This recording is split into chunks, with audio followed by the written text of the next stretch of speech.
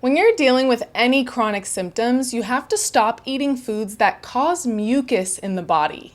In my own healing journey and working with all of my clients, this is the foundational detox that has healed diabetes, high blood pressure, infertility, eczema, cysts, arthritis, insomnia, constipation, and so much more. You may have heard the term mucus-forming foods or a mucusless diet if you're familiar with the work of Arnold Ehret. In order to follow a mucusless diet, you have to remove mucus-forming foods. And I'm going to be teaching you the 8 categories of mucus-forming foods that you're probably eating right now that are making you sick. Mucus-forming foods include oil, salt, coffee, alcohol, processed foods, dairy, white potatoes, and most grains. In order to detox effectively and detox the systems completely, it is important to avoid creating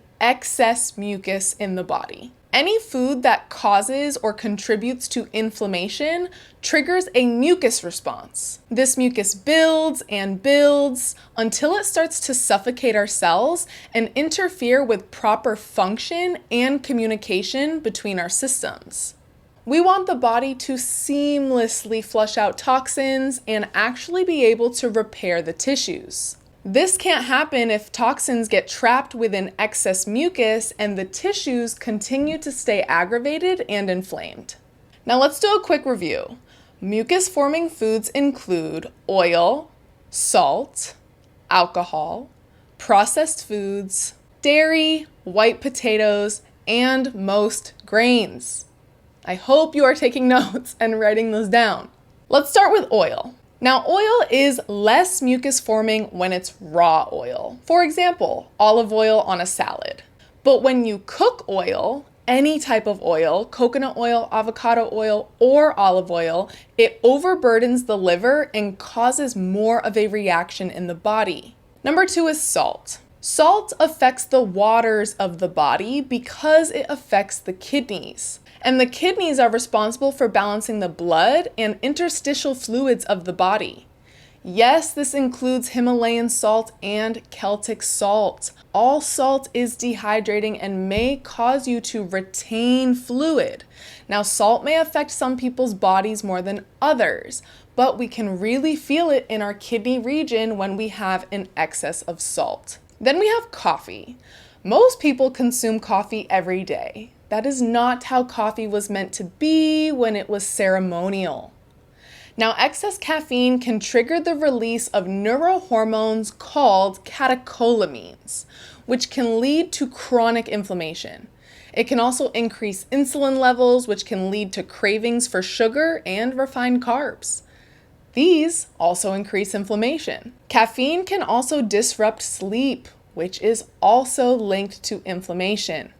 Whenever we have excess inflammation in the body, our body creates this excess mucus in order to try and soothe it. Mucus is just a protective mechanism, but we don't want it in excess. Number 4 is pretty straightforward. Alcohol should be avoided during healing.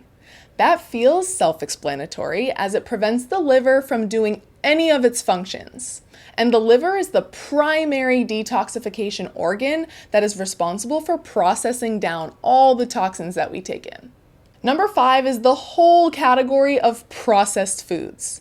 These are chemical foods. These are synthetic foods made with ingredients in a lab, and they're not real food. When the body takes in this food, it actually is not even recognized as food. This causes the body to react, causing inflammation and causing mucus. Any processed foods or chemical ingredients are looked at as foreign to the body, and the liver is responsible for processing it down as if it were a toxin, which it is. Number 6 is dairy.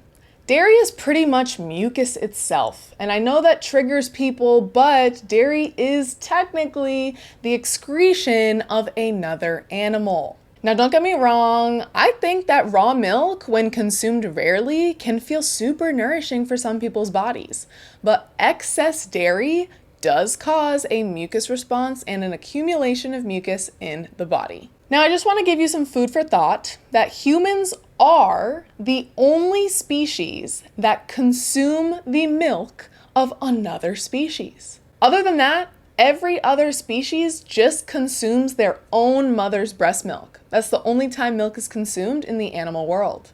Number 7 is white potatoes.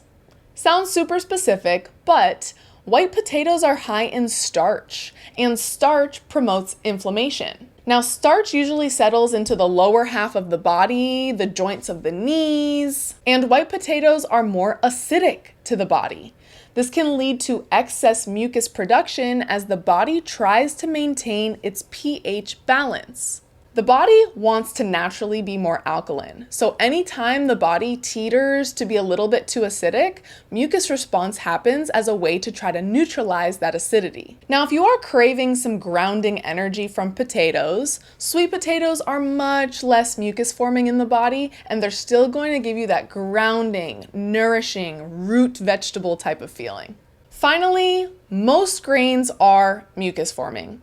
It is recommended to eliminate white rice, jasmine rice, brown rice, oats, pasta, and bread.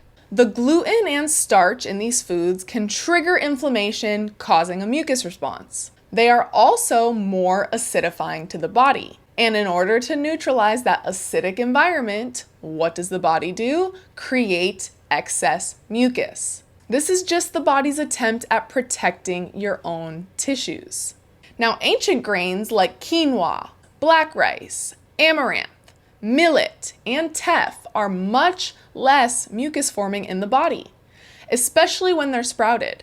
Any sprouted grains provide so much more minerals and have broken down the phytic acid layer around the outside, which is the most acidifying part. When you remove these mucus-forming foods from your life, the body will, by default, start to heal. Inflammation decreases, toxins are eliminated, and your tissues and cells can breathe again instead of being suffocated by layers and layers of mucus accumulation. A lot of people forget the foundations are the most important part to true healing, and this is the foundational detox diet. You can also watch my last video on the 5 things to know before detoxing. This is going to set you up for success in your healing process.